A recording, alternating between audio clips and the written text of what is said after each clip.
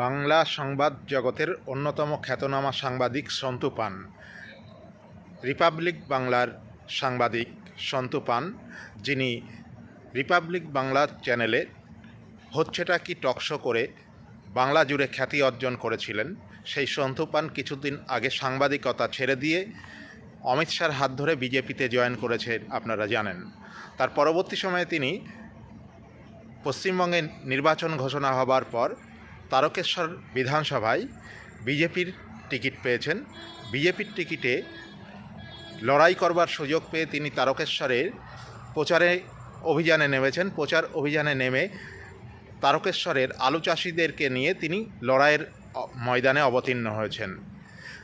তাকে যেমন রিপাবলিক বাংলায় হচ্ছেটা কি করতে গিয়ে দক্ষতার সঙ্গে দেখেছি কিভাবে সামলেছেন সেই সাংবাদিকতা এবং খোলা ময়দানে বিভিন্ন রাজনৈতিক দলের কর্মীদেরকে, ঠিক একইভাবে তিনি প্রচারে নেমে তারকেশ্বরের বিভিন্ন জায়গার আলু চাষিদের নিয়ে তাদের দুঃখ দুর্দশা নিয়ে লড়াইয়ের ময়দানে অবতীর্ণ হয়েছেন।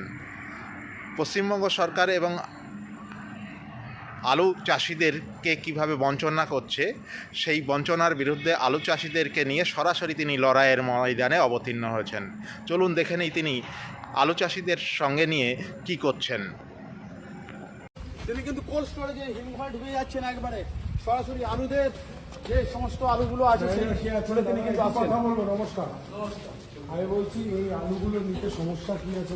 নীল আলু, নীল আলু সেদ্ধ হয় না, খাই না, নীল আলু কে বললো? আমি বলছি আলু যখন আমি বলছি একবার শান্ত, আমি বলছি আলু যখন চাষিরা বিক্রি করে নীল আলু কি ফেলা যায়? নীল আলু ছাঁটে কে মানে কোথায় ফেলে?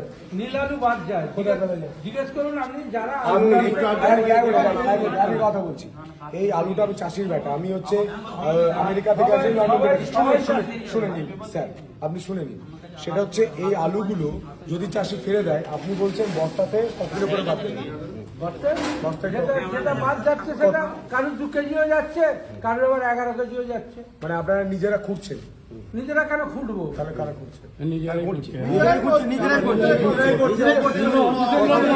কত কিলো বাদ যাচ্ছে?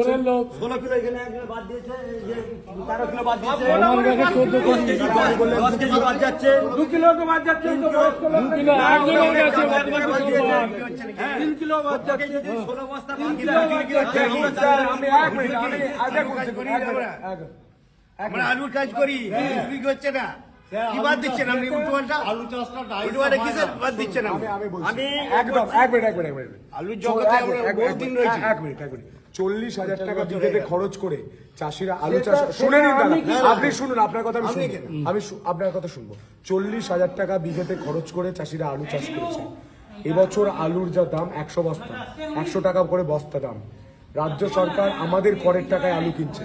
আপনি বাজারে এই আলুটা বিক্রি করতে যান, যদি কেউ না কেনে আপনার জুতোটা আমি মাথায় করে নিয়ে ঘুরবো। আর যদি কেনে তাহলে আপনি বলুন 1 কিলো বাদ দেবেন না। আমাদের যেটা হবে, যেটা আমাদের নিয়ম তৈরি করছে সরকার, কৃষকদের পেটে লাথি মারার জন্য নিয়ম, কৃষকদের পেটে লাথি মারার জন্য নিয়ম। যখন বর্ডার বন্ধ করে দিয়েছিল মমতা বন্দ্যোপাধ্যায়, কি নিয়ম মেনে করেছিলেন? কোন নিয়ম মেনে করেছিলেন? কোনো চলবে না। আমি বলছি যতজন কৃষক আছেন সবাই আসুন, আমরা সন্ধ্যাবেলা একসঙ্গে বসবো। সবাই এখানে, আমি সন্ধ্যাবেলা এখানে বসবো, আলু আমরা এখন দেবো না, আমরা রুলটা চাই, সন্ধ্যাবেলায় বসবো। ইয়ার কি হচ্ছে? কৃষকদের পেটে লাথি পড়ছে, আমাদের ট্যাক্সের টাকা আলু কিনছে, আর আপনারা নিয়ম মানাচ্ছেন। নিয়ম মেনে মমতা বন্দ্যোপাধ্যায় বর্ডার গুলো বন্ধ করেছিল, আজকে চাষিদের এই দিনটাই দেখতে হতো না। রাজ্য সরকার করেছিল, আপনি বলছেন রাজ্য সরকার করেছিল, তার জন্য আজকে আলুর এই দাম। এই বছর করেনি, 3 বছর আগে থেকে করছে। নিয়ম দেখাচ্ছেন। এই লোকগুলো কি ভুল করেছে? আলু চাষ করে এরা ভুল করেছে। কারবার করি, বাজে কথা আলু চাষ করে এরা ভুল বাদ করেছে। দেবেন না, আলু ফাল বাদ দেবেন না, আমি বললাম ও দাদা, আলু ফাল একদম বাদ দেবেন না। আলু তো গাছে তৈরি হবে, ডায়াসে তৈরি হবে, ডায়াসে তৈরি হবে। আমি এই আলুতে সেদ্ধ হবে, ডায়াসে তৈরি হবে, ডায়াসে তৈরি হবে। আপনি বলুন ডায়াসে তৈরি হবে।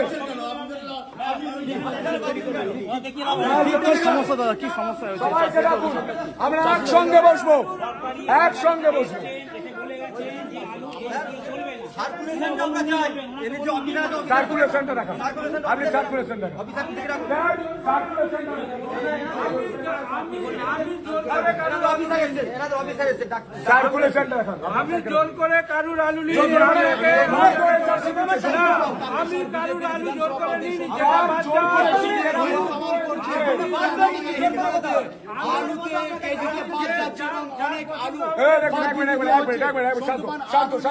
উনি কি কথা বলছে দেখুন, বলছে আমি তো জোর করে আলু নিচ্ছি না, মানে কৃষকদের দেওয়ালে পিঠটা এভাবে ঠেকে গিয়েছে, এভাবে ঠেকে গিয়েছে। আলু ওনারা জোর করে কেন নিতে যাবে, ওনারা বাধ্য হয়ে বিক্রি করতে। এই যে হাসে মুখে মমতা বন্দ্যোপাধ্যায়ের ছবি দিয়ে পোস্টার দিয়েছে, আলু বিক্রি হচ্ছে, এখানে লেখা আছে, এখানে লেখা আছে কোথাও নীল আলু নেওয়া যাবে না, লাল আলু নেওয়া যাবে না, কোথাও লেখা আছে? দেখুন লেখা আছে, লেখা নেই কেন? তাহলে কেন নেবে না? আমি পরিষ্কার বলছি, সমস্ত তারকেশ্বরের কৃষকরা এখানে আসুন, বিকেল 5টা থেকে আমরা এখানে বসবো, বসে থাকবো। ইয়ার কি হচ্ছে? এখানে বলা হচ্ছে যে ন্যূনতম সহায়ক মূল্যে কৃষকদের আলুকে 950 টাকা নির্ধারণ করা হয়েছে। কিন্তু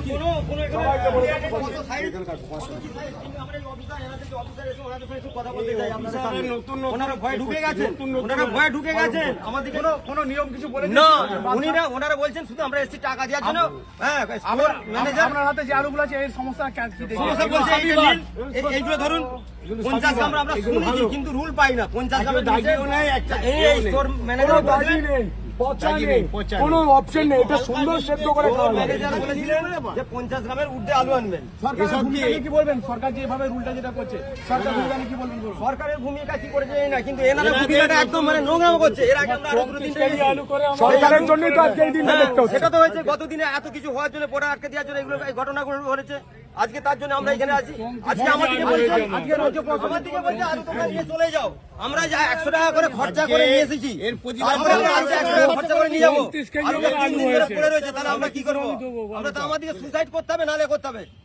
আমরা জনগণের কাছে আহ্বান জানাচ্ছি যে সবাই এক হয়ে এই বিরুদ্ধে যেন সকলে যেন এক হয়ে আমরা এখানে আমরা ধর্নায় নামতে পারি, আমরা যাতে করে প্রতিবাদ করতে পারি এর বিরুদ্ধে। আর অফিসারকে একটু আমাদের কথা বলার জন্য অনুরোধ করছি।